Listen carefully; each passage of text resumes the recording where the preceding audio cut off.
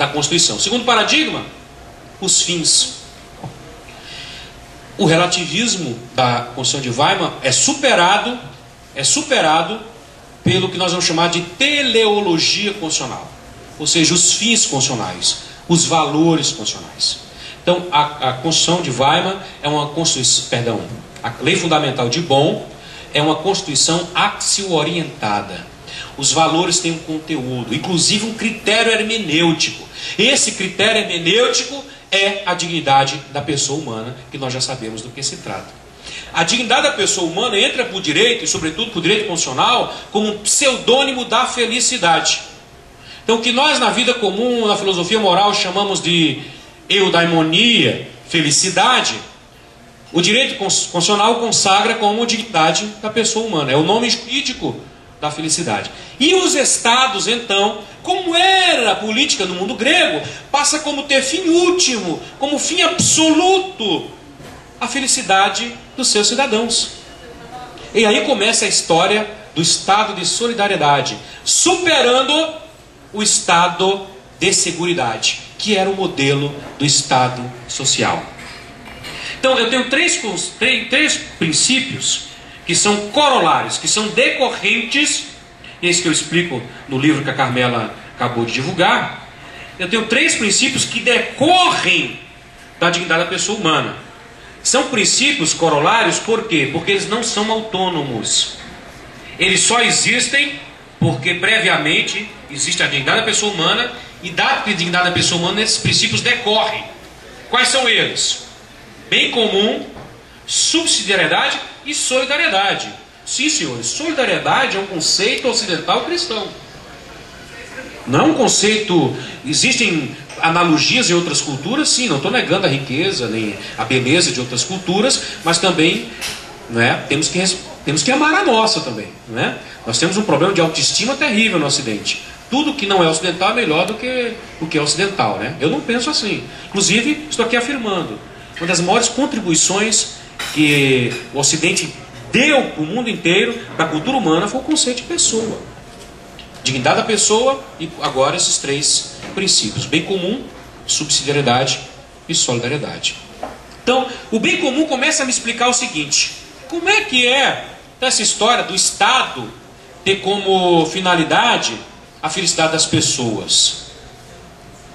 A felicidade das pessoas. É que o conceito de bem comum é um princípio personalista de justiça política.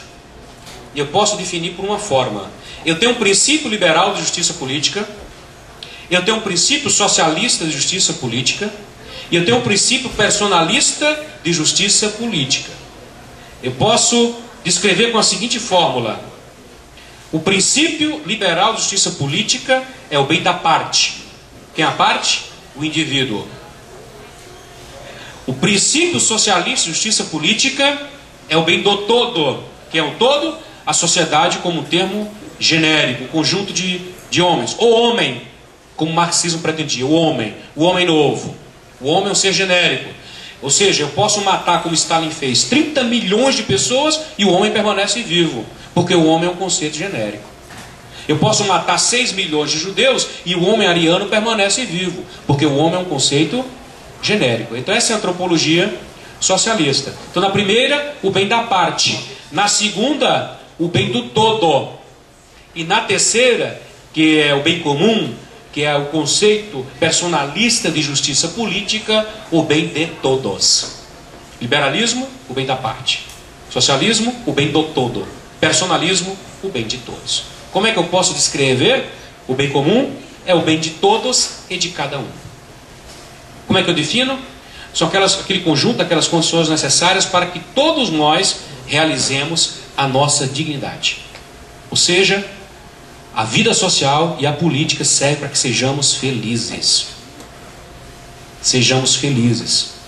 Bem, esse é o primeiro conceito. Segundo, então, subsidiariedade, que é um princípio que está no artigo 173 e 174 da nossa Constituição. Aliás, ele está em toda a Constituição. No 173 e 174 ele está aplicado à ordem econômica e social.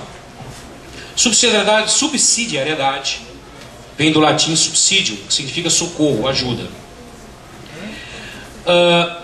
Essa palavra era usada pelos romanos, por exemplo, no meio de uma batalha, quando as legiões cansavam, tinham legiões subsidiárias. Era o banco de reserva. Então, quando a batalha estava indo depois de horas, os generais mandavam as cortes subsidiárias para liquidar lá a batalha. Então, subsidiariedade vem de ajuda e de socorro. Em que consiste esse princípio político de ética política? Significa o seguinte: eu tenho uma forma dedutiva e tenho uma forma indutiva de explicá-lo. Forma indutiva e negativa. Aquilo que está ao alcance da ordem menor não pode a ordem maior realizar, em face da sua dignidade. Vou dar um exemplo prosaico. Uma mãe pode fazer o tema de casa do filho? A resposta é não. Se ela fizer, ela quebra o princípio de subsidiariedade. Porque o princípio de subsidiariedade, o que é que significa no latim? Socorro. Não é um princípio de substituição. Então a ordem maior não pode substituir a ordem menor. Pode ajudar. Então toda mãe tem o dever de ajudar seu filho no tema de casa, mas jamais fazer por ele. Então esse é o princípio. O que está ao alcance da ordem maior não pode, perdão, o que está ao alcance da ordem menor não pode a ordem maior realizar. Então o que está ao alcance da família da pessoa não pode a família fazer. O que está ao alcance da família ou da pessoa não pode a comunidade fazer. O que está ao alcance da família, da pessoa ou da comunidade não pode a sociedade fazer. O que está ao alcance da pessoa, da família, da comunidade, da sociedade não pode o Estado fazer. O que está ao alcance da pessoa, da família, da comunidade, da sociedade, do Estado não pode a ordem internacional fazer. Agora existe o inverso. O que não está ao alcance da pessoa, que aí é subsidiariedade dedutiva, deve a família subsidiar. O que não está ao alcance da família deve à comunidade, deve à sociedade, deve ao Estado e deve à ordem internacional. E aí tem relações sofisticadas, eu descrevo isso no livro, porque eu tenho subsidiariedade direta, subsidiariedade indireta, subsidiariedade jurídica, subsidiariedade normativa. Os juristas usam muito quando no lugar de aplicar uma determinada lei usam outra, se socorrem de outra que está acima. Por exemplo, o juiz do trabalho ele pode recorrer eventualmente ao Código Civil subsidiariamente, e assim por diante. Subsidiariedade direta ou indireta, darei um exemplo aqui. O CNPq e o Alban. Alban é uma instituição da Comunidade Europeia que dá bolsas de estudos. O CNPq também dá bolsas de estudos.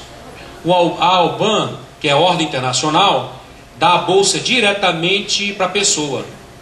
A pessoa concorre lá junto à Comunidade Europeia para fazer pós-graduação na Europa. Isso é um tipo de subsidiariedade direta. Não está ao alcance da pessoa sobreviver na Europa e ainda fazer mestrado, doutorado.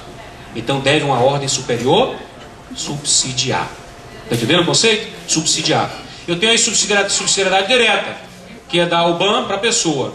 CNPq também é subsidiariedade, mas o CNPq manda para a universidade a bolsa e a universidade decide quem é o candidato.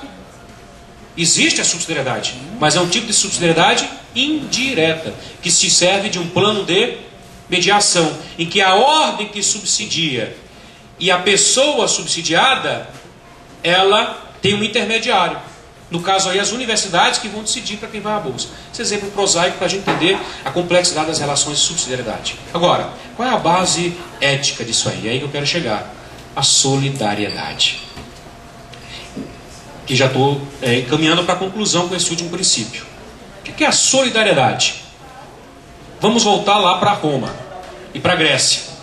Disse no comecinho aqui que em Roma e Grécia o critério de distribuição do sum cuique tribuere, o critério de dar a cada um o que lhe é devido, era formal. Depois eu disse que a filosofia cristã trouxe uma contribuição